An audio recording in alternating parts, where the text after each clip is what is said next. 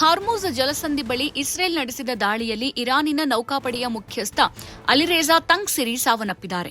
ಈ ಪ್ರದೇಶದಲ್ಲಿ ಈಗಾಗಲೇ ಹೆಚ್ಚಿರುವ ಉದ್ವಿಗ್ನತೆ ಮತ್ತು ಮಿಲಿಟರಿ ಚಟುವಟಿಕೆಗಳು ನಿರಂತರವಾಗಿ ಹೆಚ್ಚುತ್ತಿರುವ ಸಮಯದಲ್ಲಿ ಈ ಘಟನೆ ಸಂಭವಿಸಿದೆ. ತಂಗ್ಸಿರಿ ಇರಾನ್ ನೌಕಾಪಡೆಯ ಪ್ರಮುಖ ಕಮಾಂಡರ್ ಆಗಿದ್ದರು ಮತ್ತು ಹಾರ್ಮುಜ್ನಂತಹ ಕಾರ್ಯತಂತ್ರದ ಪ್ರದೇಶದ ಭದ್ರತೆಯಲ್ಲಿ ಪ್ರಮುಖ ಪಾತ್ರ ವಹಿಸಿದರು.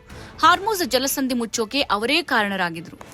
ಈ ಯುದ್ಧದಲ್ಲಿ ಇಲ್ಲಿವರೆಗೆ ಅಮೆರಿಕ, ಇಸ್ರೇಲ್, ಇರಾನ್ನ 3 ಡಜನ್ಗಿಂತಲೂ ಹೆಚ್ಚು ಪ್ರಮುಖ ಮಿಲಿಟರಿ ಕಮಾಂಡರ್ಗಳನ್ನು ಗುರಿಯಾಗಿಸಿಕೊಂಡು ದಾಳಿ ನಡೆಸಿದೆ. ಈ ದಾಳಿಯು ಈ ಪ್ರದೇಶದಲ್ಲಿ ಉದ್ವಿಗ್ನತೆಯನ್ನು ಹೆಚ್ಚಿಸಬಹುದು. ಇರಾನ್ ತನ್ನ ಉನ್ನತ ಮಿಲಿಟರಿ ಅಧಿಕಾರಿಯ ಸಾವಿಗೆ ಪ್ರತೀಕಾರ ತೀರಿಸಿಕೊಳ್ಳುವ ಭಯವಿದೆ.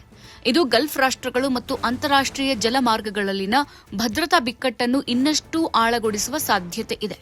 ಇರಾನ್ನ ಪ್ರಬಲ ಇಸ್ಲಾಮಿಕ್ ರೆವಲ್ಯೂಷನರಿ ಗಾರ್ಡ್ ಕಾರ್ಪ್ಸ್ನ ನೌಕಾ ವಿಭಾಗದ ನೇತೃತ್ವ ವಹಿಸಿದ್ದ ತಂಗ್ಸಿರಿ ಬಂದರು ನಗರಿ ಬಂದರ್ ಅಬ್ಬಾಸ್ನಲ್ಲಿ ನಡೆದ ದಾಳಿಯಲ್ಲಿ ಸಾವನ್ನಪ್ಪಿದ್ದಾರೆ ಅಂತ ವರದಿಯಾಗಿದೆ. ಇಸ್ರೇಲ್ ರಕ್ಷಣಾ ಪಡೆಗಳು ದಾಳಿಯ ಬಗ್ಗೆ ಯಾವುದೇ ಪ್ರತಿಕ್ರಿಯೆ ನೀಡಿಲ್ಲ.